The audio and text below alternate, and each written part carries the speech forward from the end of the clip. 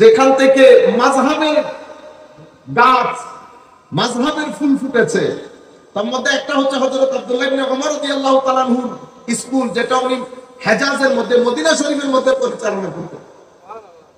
ছোট্ট মদিনা শরীফ, বাইরের কোনো লোক তো নাই, আমার নবীর শহর। সবাই বসতেন, আব্দুল্লাহ ইবনে ওমর দরস দিচ্ছেন। আব্দুল্লাহ ইবনে ওমর দরস দেওয়ার সময় কোনো লজিক্যাল কথা বলতে হয়নি তো, সবাই তো সাচ্চা মুসলমান, এতটুকু বললে হচ্ছে তো। ক্বালা রাসূলুল্লাহ সাল্লাল্লাহু আলাইহি ওয়াসাল্লাম, জিজ্ঞেস করা হয়েছে হুজুর এই মাসআলাটা কি রকম হবে? উনি যাই জবাব দিয়েছেন, কি বলেছেন? আমার নবী এটা বলেছেন, আমার নবী এটা বলেছেন, আমার নবী এটা বলেছেন। এক্সট্রা কোনো কথা বলতে হয় তাবেঈর যুগে, তাবেঈ যুগে এই দরসের নাম হয়ে গেছে কি, এটা কাদের দরস? তো আহলুল হাদিসের দরস। কাদের দরস? আহলুল হাদিস। কেন? কারণ এরা সবাই হাদিস বিশারদ। এখন আপনারা এই যুগের মধ্যে পিচ্ছি পিচ্ছি গোলা কথাগুলো আমরা আলে হাদিস করি, ইন্না লিল্লাহি ওয়া ইন্না ইলাইহি রাজিউন। আমি আপনাদেরকে এটা বুঝাইতেছি হাইপ পূজার জন্য। ওনাদেরকে আহলুল হাদিস কেন বলা হচ্ছে? যা কথা বলছেন আমার নবীর হাদিসের বাইরে যেতে হচ্ছে না। আর এত বিজ্ঞ পণ্ডিত ব্যক্তি, প্রত্যেক প্রশ্নের উত্তরে হেজিটেশন ফিল করতে হচ্ছে না। আমার আল্লাহ ইলমে হাদিসে এবং আইনের এত সুগভীর জ্ঞান দান করেছেন, প্রত্যেক কথার মধ্যে বলছে আমার নবী এই বিষয়ে এটা বলেছেন, আমার নবী এই বিষয়ে এটা বলেছেন। আর যদি কোনো কথায় ডাইরেক্ট নবীর হাদিস না থাকে, তো হাদিস বলার পরে ওইটার উপর কিয়াস করে আরেকটা ফতোয়া দিতে। আপনারা বুঝতে পেরেছেন? এই স্কুলের নাম কি? আহলুল হাদিস। কেন? এরা সবাই হাদিস বিশারদ। এই কথার উপর উম্মতের এজমা, উম্মতের এজমা। এক ব্যক্তি পাবেন না, একেবারে মূর্খ, মূর্খরা যদি আপনি মাদ্রাসার লাইনে জিজ্ঞেস করেন আহলুল হাদিস কারে বলে, উনি আপনাকে এই কথাটা বলবেন। এখন আপনারা আমাদের মতো কলেজ ইউনিভার্সিটির ফুসকা পোলা ভালো করে যদি আমি খোকন খোকন ডাক পারি, খোকন ওদের কার বাড়ি, এটা বাংলাতে লিখতে বলি, আপনি উচ্চারণ সহ লিখতে পারবেন না। আমি আপনাকে যদি বলি নেই লিখেন, নেই, আমার কলম নেই, আপনি লস্যই লাগাবেন না উন্দুস্তই লাগাবেন বলতে পারবেন না। বানানের মধ্যে এই যে আপনারা মেসেজ কতগুলো লেখেন, আমি একবার করে হাসতে হাসতে বেহুশ হয়ে যাওয়ার পর নিয়েছি। উনি বাংলা বানানের যেই, বাংলার উপর যেই আপনি চাষাবাদ করেছেন লাঙ্গল দিয়ে, যদি যারা বাংলা ভাষার জন্য কষ্ট করেছে তারা বাঁচলে আল্লাহ পাক জানে আপনাদেরকে কি করত। বুঝতে পেরেছেন? যাই হোক, সেই লোকগুলো এখন আপনারা হয়ে গেছেন আহলুল। আপনি আগে আহলুল বাংলা হন, কি হন? বাংলা, আহলুল বাংলা, তারপরে আপনি আহলুল হাদিস হন। আচ্ছা, এটা একটা স্কুল। আরেকটা স্কুল ডেভেলপ করেছে কুফার মধ্যে, ইরাকের কুফা শহরে। সেই স্কুলের হেড কে ছিলেন? হযরতে আব্দুল্লাহ ইবনে মাসউদ। সবাই বলেন হযরতে আব্দুল্লাহ ইবনে মাসউদ রাদিয়াল্লাহু আনহু। আমার নবীর কয়েকজন ফকিহ সাহাবীর মধ্যে অন্যতম। মদিনা শরীফের ওই স্কুল থেকে ডেভেলপ করেছে শাফিঈ স্কুল এবং হাম্বলি স্কুল। শাফিঈ এবং হাম্বলি মাযহাবের মূল স্রোত জন্মদান এসেছে ওই হযরত আব্দুল্লাহ ইবনে ওমর রাদিয়াল্লাহু তাআলা আনহুর স্কুল থেকে। আর ইমাম মালিক তো অলরেডি ওখানে ছিলেন, ইমাম দারুল হিজরা। বুঝতে পেরেছেন? আর ইমামে আজমের মাযহাবের প্রাণপুরুষ হযরত আব্দুল্লাহ ইবনে মাসউদ রাদিয়াল্লাহু আনহু। আপনি এখানে টুকা দিলে টুকা লাগবে কার গায়ে? আব্দুল্লাহ ইবনে মাসউদের গায়ে। ওনাকে পাঠিয়েছেন ফারুক আজম, পাঠিয়ে একটা চিঠি দিয়ে পুরো কুফার মানুষকে উনি বলেছেন তোমরা আমার প্রতি কৃতজ্ঞ থাকবে যে আমি আমার নবীর সবচেয়ে সিনিয়র সাহাবীকে তোমাদের কাছে পাঠিয়ে দিচ্ছি। যদি প্রয়োজন না হতো আমি আব্দুল্লাহ ইবনে মাসউদকে কখনো হাতছাড়া করতাম না, কারণ আমার হুকুমতের চলার জন্য আব্দুল্লাহ ইবনে মাসউদের মতো লোক দরকার। কিন্তু আমি তোমাদেরকে দিয়ে দিচ্ছি যেন আব্দুল্লাহ ইবনে মাসউদ রাদিয়াল্লাহু আনহুর কোনো ধরনের সমস্যা বা অপমান বা অসম্মান না হয়। উনি কুফার ওই জামে মসজিদে গিয়ে দরস শুরু করেছেন, যেহেতু আইনবিদ, ফিকহ ফতোয়া পড়াতেন, সেটা একটা স্কুল হয়েছে। সেই স্কুলের মধ্যে এখন উনি দুনিয়া থেকে যাওয়ার পরে ওনার ছাত্র উস্তাদ হয়েছেন হযরতে আলকামা। হযরত আলকামা যাওয়ার পরে আলকামার ছাত্র উস্তাদ হয়েছে। উনি যাওয়ার পরে ওনার ছাত্র ইব্রাহিম নখী হয়েছে। উনি যাওয়ার পরে ওনার ছাত্র হাম্মাদ বিন আবি সুলাইমান হয়েছে। উনি যাওয়ার পরে ওনার ছাত্র হযরত ইমামে আযম আবু হানিফা হয়েছে। সুবহানাল্লাহ। আপনারা বুঝতে পেরেছেন? এগুলো 50-60 বছরের মধ্যে, 30-40 বছরের মধ্যে অথবা 30 বছরের মধ্যে এই ঘটনা ঘটে গেছে। ইমামে আযম এসেছে, ইমামে আযম এর পরে 40 জনের একটা গ্রুপ তৈরি করেছেন ছাত্রদের মধ্যে। কিভাবে ডেভেলপ করতেছে ফিকহ ফাতোয়া, আপনি আজকে এসে বলতেছেন এটা ভেঙে দেন। এটা আপনি হিস্টোরি দেখছেন কত পিছনে। আপনি যদি এটার শিকড় যদি নিচে নামতে যান তাহলে আপনার ঘর সহ পড়ে যাবে। দ্বীনের ঘর, ধর্মের ঘর, ইসলামের ঘর দাপাস করে পড়ে যাবে। কারণ এই শিকড়গুলো কোথায় কোথায় লাগানো দেখতে পাচ্ছেন। ইমাম আজম উপর থেকে আসে নাই, ইমামে আজমের সেটা একটা স্রোত ধারা। সেই স্রোত হযরতে আব্দুল্লাহ ইবনে মাসউদের কাছ থেকে এসেছে। আব্দুল্লাহ ইবনে মাসউদ স্রোত নিজের মধ্যে ডেভেলপ করেন নাই, এটা আমার নবীর সিনা থেকে এসেছে। সুবহানাল্লাহ। এগুলো একটার সাথে আরেকটা ইন্টারলিংক। একজনকে বাদ দিয়ে দেবেন, পুরো শিকড় উপড়ে ফেলবেন আপনি। বুঝতে পেরেছেন? সেই কারণে আমার নবী বলেছেন উম্মতের ইজমা, ঐক্যমত্যের সাথে থাকার জন্য। কেন? আপনি ঐক্যমত্য বাদ দিয়ে দেওয়া মানে দ্বীনের শিকড়কে উপড়ে ফেলা। সেই কারণে আমার নবী বলছে মান সাজ্জা সাজ্জা ইলান নার, যারা ইজমা থেকে নিজেদেরকে দূরে রাখবে তারা নিজেদের ঠিকানা জাহান্নামে করে নেবে। কেন? কারণ আপনি দ্বীনের শিকড় উপড়ে ফেলে আবার জান্নাতের চিন্তা করতে পারবেন। আপনারা বুঝতে পেরেছেন? সেই কারণে আমার নবী বলেছেন আখিরি জমানায় মুসল্লির কোনো শেষ হবে না, জামা মসজিদ ভর্তি মুসল্লি, মুমিন থাকবে না। মুমিন? যাই হোক, এটা আমি জাস্ট আপনাদের একটা ইনফরমেশনের জন্য বলেছি, আপনারা যেন একটা বিষয় জানতে পারেন যে মাযহাবগুলো ডেভেলপ করেছে কিভাবে। সবকিছু আগের জন থেকে নেওয়া।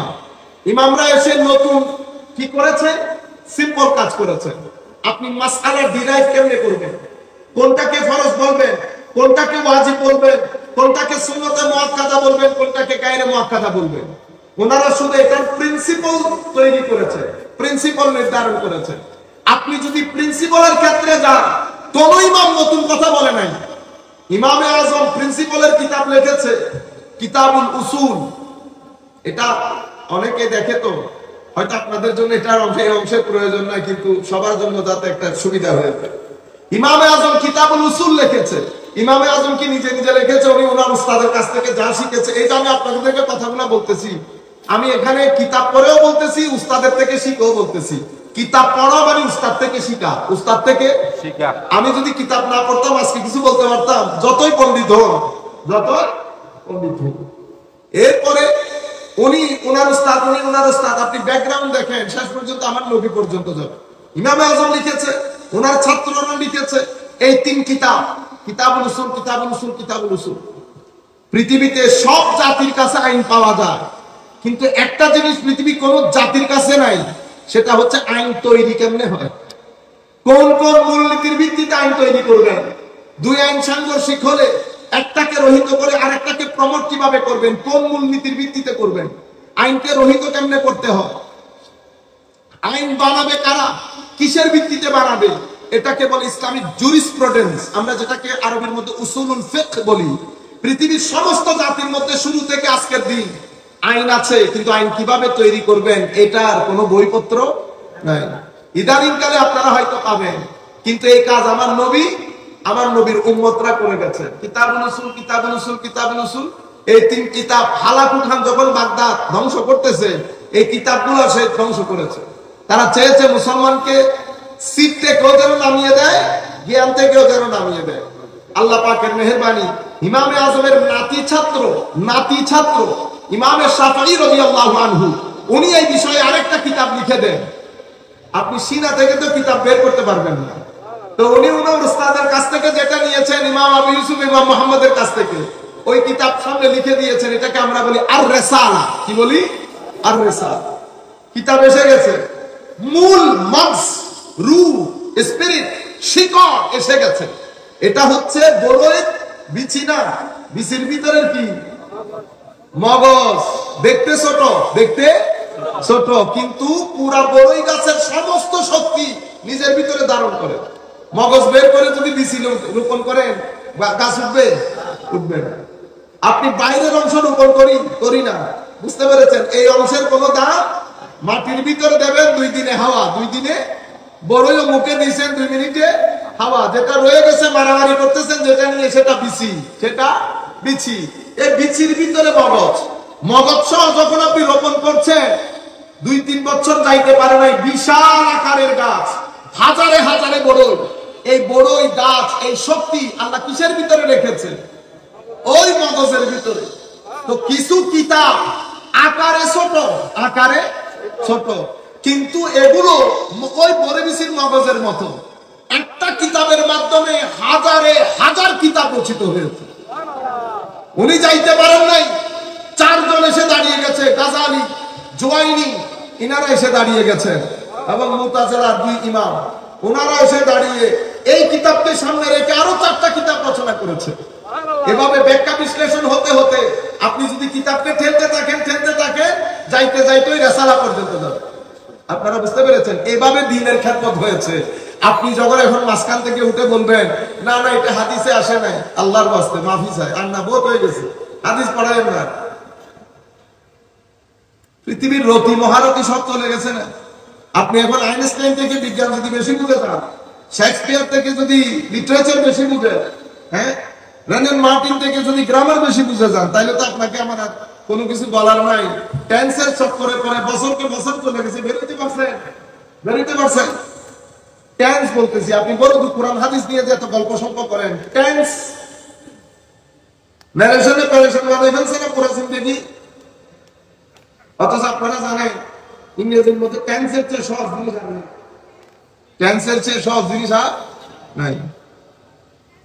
এমনকি টেন্সের ওয়াজ কিছু না হবে, টেন্সের মধ্যে আপনারা সব ফর্মে 4টা ফর্ম করার কোনো দরকার নাই। সর্বসাকুল্যে শিখবেন 5টা। কয়টা? 5টা। am doing, is doing, was doing, were doing, will do, I have done, বাস এটা। আর বাকিগুলো স্টুডেন্ট কোথায় ফেলবেন? সমুদ্রের মধ্যে। যারা বলে তারাও বুঝে না, ওনারা কি বুঝবেন? এটা যারা ইংরেজি গ্রামার আসল পড়ায় তারাও বুঝে না। তারা মানে আমি একটা জিনিস ইজিলি বলতে পারতেছি না, এত দূর আই উইল বি, দরকার নাই তো আমার আই উইল বি, আমি এটা আরো ইজিলি বলতে পারতেছি। যাই হোক, আমি আপনাদেরকে বলতেছি টেন্সের চক্করে পরে 4 বছর 5 বছর বেরোতে পারে না, আপনি কোরআন হাদিস বলতেছেন। যাই হোক, এটা বাদ দিয়ে দেন। আমি জাস্ট এই অংশটা বললাম আপনাদেরকে একটা জিনিস জানার জন্য। আমি চাচ্ছিলাম ক্লিয়ার করতে মাযহাবের বিকাশটা কিভাবে ঘটেছে, যাতে আপনাদের এখান থেকে কনফিউশন দূরীভূত হয়ে যায়। আমি একেবারে সংক্ষিপ্ত আকারে আপনাদেরকে বলছি যাতে কনফিডেন্সটা ডেভেলপ করে। হযরত আব্দুল্লাহ ইবনে আব্বাস রাদিয়াল্লাহু আনহু আয়াতের তাফসীর করছেন। কিভাবে করছেন? তো শয়তানের সামনের দিকের আক্রমণ এটা কিসের উপর হবে? তো শয়তান সামনের দিক থেকে এসে আখিরাত সম্পর্কে আপনাকে কনফিউজ করে দেবে তার ওয়াসওয়াসার মাধ্যমে। তার মানে কি? তার মানে হচ্ছে তার সামনের আক্রমণ, সে আপনার দ্বীনের প্রয়োজনীয়তা, ধর্ম আপনাকে বুঝাতে চেষ্টা করবে সে ওয়াসওয়াসা দিয়ে, যে ধর্মের দরকার নাই, আখিরাত বলে কেউ নাই, কিছু নাই, এখানে কোনো খোদা নাই, বস তুমি তোমার মতো করে মস্তি করো, অর্থাৎ এথিজম। কি জানিস? এর পরবর্তীতে পিছনের আক্রমণ কিসের উপর? তো পিছনের আক্রমণ তোমাকে বলবে যে এখানে কোনো কিয়ামত বলে কোনো কিছু নাই, অ্যাকাউন্টেবিলিটি নাই, জান্নাত জাহান্নাম এগুলো কোনো কিছু নাই। ডান দিক থেকে আসে আয়সা আপনাকে দুনিয়ার চাকচিক্য এমন ভাবে তুলে ধরবে, আপনি বাঁচতে চাইলেও আটকে যাবে, মাল ও দৌলতের লোভ, এর পরবর্তীতে অশ্লীলতা, এগুলো আপনি হাজার চেষ্টা করছেন বাঁচতে, কিন্তু আপনাকে বাঁচতে দিচ্ছে না। টাকা যখন একবার বলে ফেলবেন আপনি মানুষকে আর দিতে পারবেন না। মানুষকে আর কোটি টাকা যদি আপনার পকেটে থাকে, আপনি যদি একবার হিসাব করে ফেলেন আমার কাছে এত টাকা আছে, আমি আগামী মাসে এত টাকায় পৌঁছে, এটা মানুষের সাইকোলজি। আপনি একবার হিসাব যদি করে ফেলেন আপনি আর মানুষকে দিতে পারবেন না। 10 লাখ টাকা থাকলে 7 লাখ টাকা হিসাব করবেন, মাথায় রাখবেন যে এটা আমার, বাকিটা আমার না, বাকিটা আমার না। বাম থেকে কিসের উপর আক্রমণ করবে? তো বামের আক্রমণ হবে। ডানের আক্রমণ তো দুনিয়া, বামের আক্রমণ আপনি যে ইবাদত করছেন এটার ভিতরে ওয়াসওয়াসা দিয়ে রিয়া ঢেলে দেবে। আমি সিজদা দিয়ে কপাল একটারে সাইজ করে দাগ করে ফেলেন না। আল্লাহর দুনিয়াতে আপনি বাদে এত বড় বড় বুজুর্গানের দিন দেখলাম কারো কপালের মধ্যে দেখলেন আপনি বসতে বসতে কপালে দাগ করে ফেলছেন, ঠিক না? দাগ ভালো জিনিস, কিন্তু যদি এই উদ্দেশ্যে দাগ করে ফেলি যে দাগ হোক, মানুষ বুঝুক আমি বাদ, আর কেউ মনে মসজিদ থেকে যখন বের হচ্ছে এমনি এমনি নামাজ পড়ছেন, করেন নাই, নামাজ না পড়ে জান্নাতে যাইতে পারবেন, মানে কথাবার্তার ধরনের মধ্যে আমিত্ব প্রকাশ পায়। এটা হচ্ছে শয়তানের চতুর্মুখী চাল। সামনের আক্রমণ কিসের উপর? আকীদার উপর। আখিরাত সম্পর্কে আপনাকে কনফিউজ করে ফেলবে বিভিন্ন যুক্তি দিয়ে। আমি আধুনিকভাবে আপনারা বুঝেন মতো সেটা একটু পরে বলছি। পিছনের আক্রমণ, জান্নাত নাই, জাহান্নাম নাই, কোনো কিছু নাই, অ্যাকাউন্টেবিলিটি নাই, যা বস্তি মন চাই করো। ডানের আক্রমণ, দুনিয়া, দুনিয়ার লোভ, লালসা, মাল, দৌলত, আপনার ব্যস্ততা, আপনি কোন রকম কমাইতে পারবেন না। বামের আক্রমণ, আপনি ভালো ইবাদত করছেন, সেটার ভিতরে ওয়াসওয়াসা ঢেলে দেন। এটা সে প্রত্যেকে বসে করছে, সিরাতুল মুস্তাকিমের মধ্যে বসে বসে করছে। আপনি যে আস্তে আস্তে আস্তে আস্তে করে আসতেছে, সে এখানে বসা।